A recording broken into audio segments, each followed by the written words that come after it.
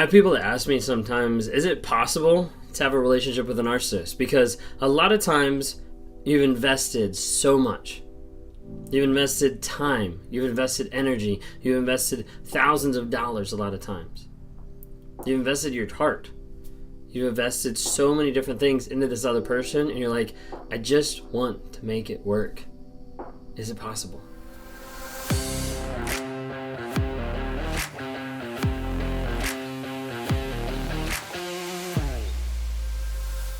There's a lot of times that people get hung up on the label. They get hung up on the label that say, gosh, I'm so glad to know that they're a narcissist, now I can leave. Or sometimes they're like, I don't want to leave yet because they're not diagnosed as a narcissist, so there might be a hope, there might be a chance.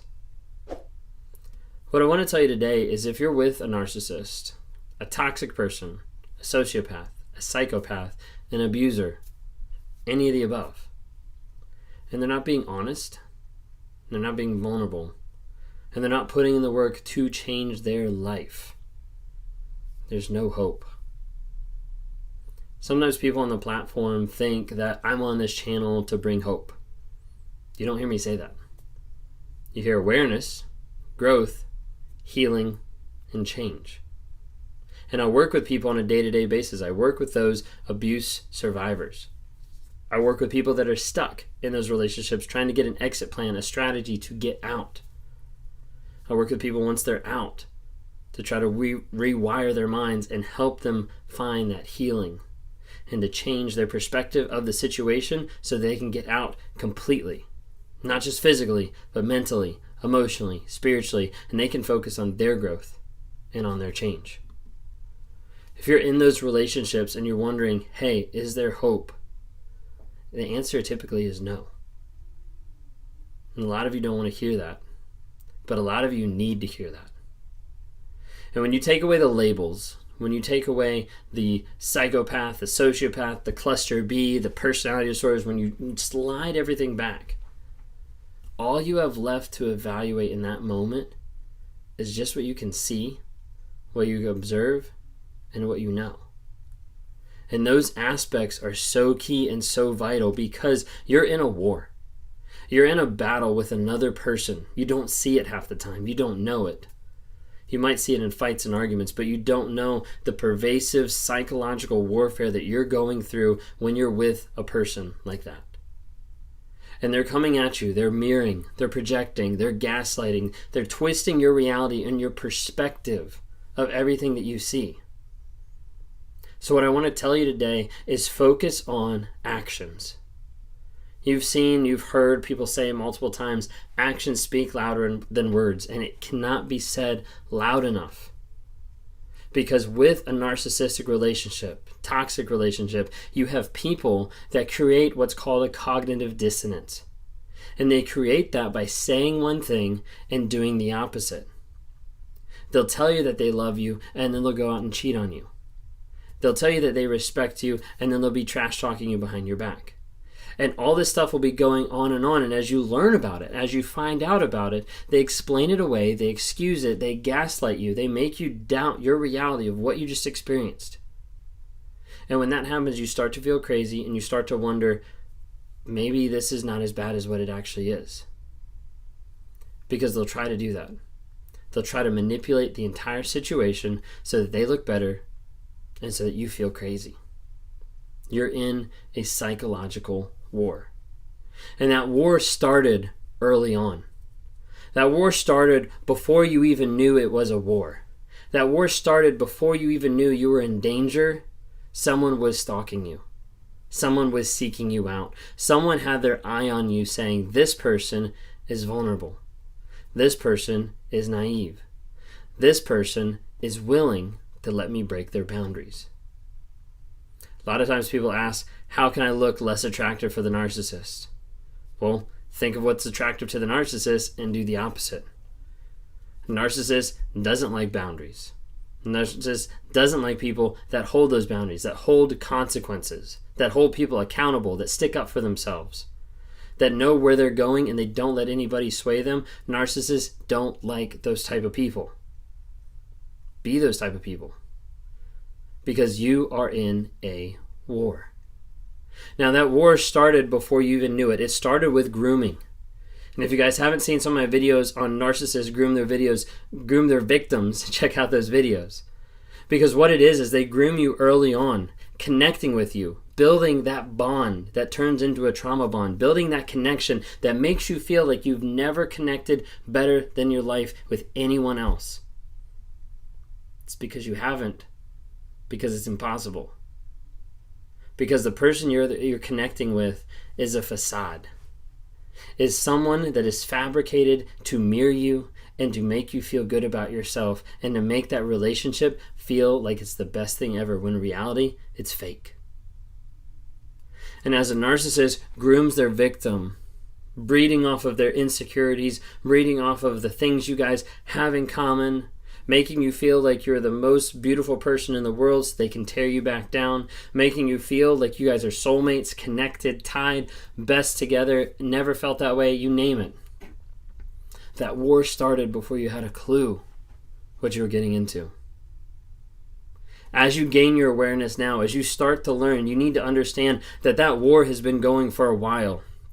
And the other person has built up a battery and an army and a lot of ammunition against you. So it's time to arm yourself. It's time to prepare for the fight, because if you're still in this relationship, you have a ways to go to get out. You have a ways to go to fight for yourself and to find healing change. And you can. Most people feel like it's impossible because they've been addicted to another person. They've been conditioned to accept that type of love. They've been conditioned to accept that this is love, this is reality, when in reality, it is not. The narcissist puts you in that fog to be able to confuse you. Think of it this way: a narcissist will take any aspect, any divisive means, any method necessary to put you in a fog. To put you in the aspect of you're in the middle of a field. Narcissist takes you, puts you in the middle of a field, and surrounding you in that field is all of this fog. And it's filled up of manipulation, of gaslighting, of lies. And you start to wonder, what's right? What's wrong? What's up? What's down? What's left? What's right? Like, where am I? What am I doing? And you start grasping at air, trying to figure out where you are, what you're supposed to do, what is real in the relationship. And the narcissist takes you, puts you in that fog, because when they put you in that fog, they are controlling all of it. And as they control all of it, they can shift your perspective. They can shift where you are. They can shift your focus. And when they do that, they are ultimately in control. Maybe you're in the relationship and you've reacted in a way that you've never thought was even humanly possible. You've been a calm-going person. You've been easygoing. You've been a even-keeled person. And you're here yelling or screaming. You're smashing plates. You're throwing things. You're yelling more than you've ever yelled. And you're wondering, like, this isn't me. Like, I have never been this way in my entire life. I've never been this way with other people. I'm not this way with anybody else. But the anxiety, the stress, the frustration, it just bubbles out. Like, what's wrong with me? You might be dealing with reactive abuse, with the aspect that the narcissist, the toxic person, is going to push you so far to break you down. It's going to push you so far to make you react. And when you react, they realize at that moment that they're in control. They get that high from controlling another person, from manipulating another person to do what they didn't want to do. You didn't want to yell. You didn't want to act that way. You didn't want to throw that plate. But the narcissist is like, I made you do that. You're in a psychological war. And it's time to arm yourself.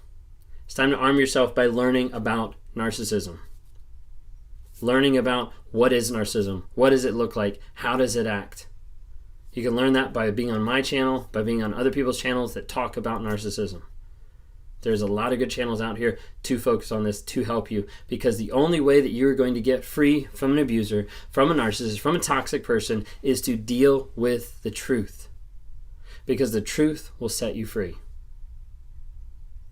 If you're confused, if you're wondering what's going on, if you feel like you're stuck in that fog, I'd love to be able to talk to you.